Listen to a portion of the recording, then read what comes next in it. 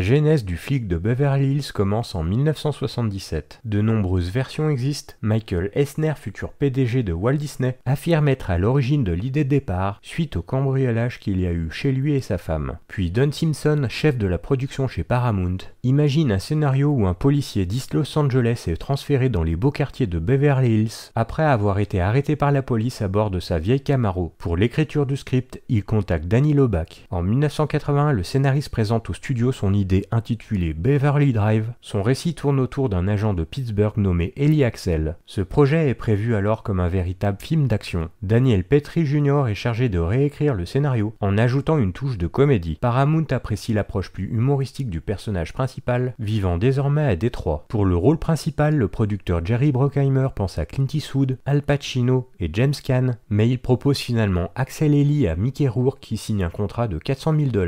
Malheureusement pour lui, à la suite de nouvelles réécritures, le projet prend du retard et le comédien quitte le projet. Le scénario est envoyé à Sylvester Stallone, qui réadapte l'histoire à son propre style, en ajoutant une touche dramatique et en se recentrant plus sur l'action. Dans l'une des versions écrites de Stallone, le personnage de Billy Rosewood est tué au milieu du film. Le personnage principal s'appelle désormais Alex Cobretti, le méchant Michael Tandino devient son frère, et Jenny Summers sa petite amie. Mais avec ces idées, le budget provisoire explose, jugé trop onéreux par Paramount. Le comédien quitte alors le projet à 2 semaines du tournage. 2 jours plus tard, Don Simpson et Jerry Bruckheimer proposent à nouveau au studio le nom d'Eddie Murphy. Quant à Sylvester Stallone, il réutilisera plusieurs de ses idées dans Cobra sorti en 1986. D'ailleurs, son héros se nomme Marion Cobretti. Le flic de Beverly Hills est devenu un rôle beaucoup plus humoristique pour Eddie Murphy, le consolidant en tant que star de cinéma solide et se taillant sans doute une nouvelle niche pour l'action comédie, le scénario étant réécrit à la volée alors que le tournage commençait sous la direction de Martin Brest. Le nom de son personnage est renommé Alex Foley. Et Danny, veux-tu dire à mademoiselle Summers que monsieur Ahmed Foley désire la voir? Non, Axel Foley. Axel. Ouais. Axel. Eddie Murphy incarne le talentueux mais imprudent officier de police de Détroit, Axel Foley, qui se rend à Beverly Hills après la mort d'un vieil ami, Mike. Sans le soutien des flics de sa ville ou des autorités californiennes, Foley commence sa propre enquête sur l'ancien employeur de son ami Michael Tandino, qui selon lui, fait passer en contrebande des titres porteurs et de la drogue par les douanes. Salut, ça va? Le flic de Beverly Hills vous offre tout ce que vous pouvez souhaiter dans une comédie d'action. De superbes cascades, des personnages amusants, des situations inventives et une énergie contagieuse. C'est aussi l'un des rares exemples d'action comique, des films où les rires ne s'arrêtent pas une fois que le chaos commence, au point culminant du film. Après 48 heures et un fauteuil pour deux, c'est le film qui a fait passer Eddie Murphy d'un comédien de stand-up et de sketch à succès à une star de ciné à part entière. Le film est rempli d'un excellent casting. En regardant le flic de Beverly Hills avec le recul, il est difficile de croire qu'Eddie Murphy avait été contacté par la production à peine 2 semaines avant le début de celle-ci, en remplacement de Stallone. Sans Eddie Murphy, ce film n'aurait été qu'une autre histoire policière standard des années 80. Tous les détails et l'intrigue en question sont assez simples, cependant en insérant une bonne dose de comédie et un personnage principal décalé, rend le film incroyablement divertissant. Ce qui sur le papier est un scénario de type poisson hors de l'eau, devient un poisson tout à fait dans son élément. L'humour de ce film tient totalement la route, cela est en grande partie basé sur l'improvisation. Eddie Murphy est incroyable dans le rôle d'Axel Foley, cela s'apparente à un Bruce Willis dans Die Hard, Mel Gibson dans L'Arme Fatale ou Clint Eastwood dans L'Inspecteur Harry. Alors que la plupart des stars d'action des années 80 abordaient leur rôle avec des biceps bombés et des armes incroyablement puissantes, l'armement d'Eddie Murphy était son avantage comique. Un autre acteur clé du film est Judge Reynolds. Il est sacrément bon dans le rôle de Billy Rosewood, le jeune détective inconscient. Qui a entraîné Taggart et Rosemont à enfreindre les lois du service dans une boîte de striptease. Je m'appelle Rosewood, monsieur.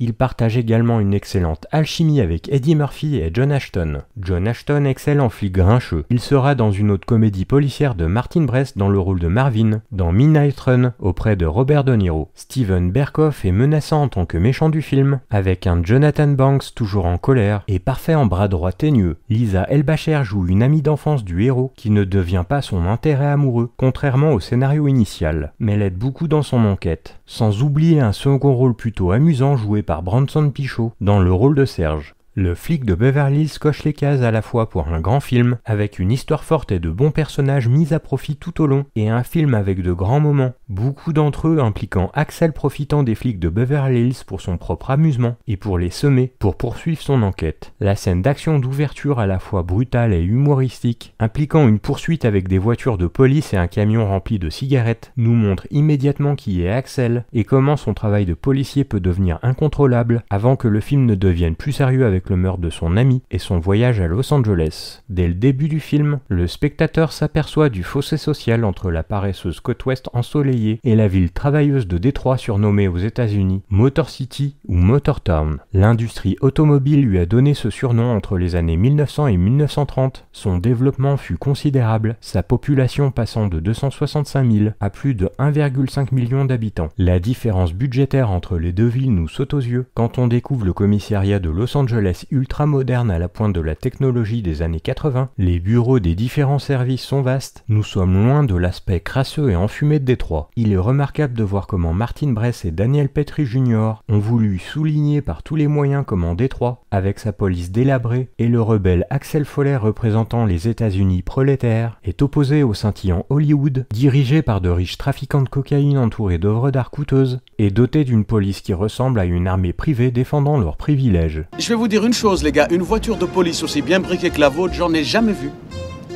Elle est plus propre que mon appartement.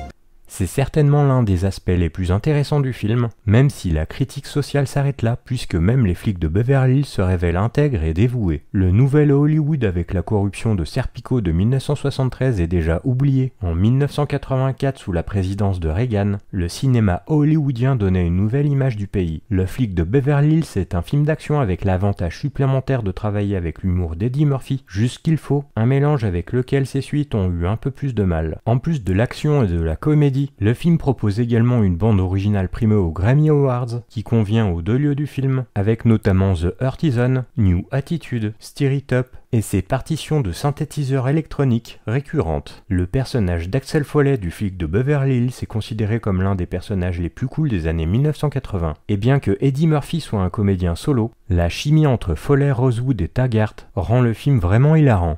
Tu sais que tu n'as pas à avoir honte si ta queue devient raide?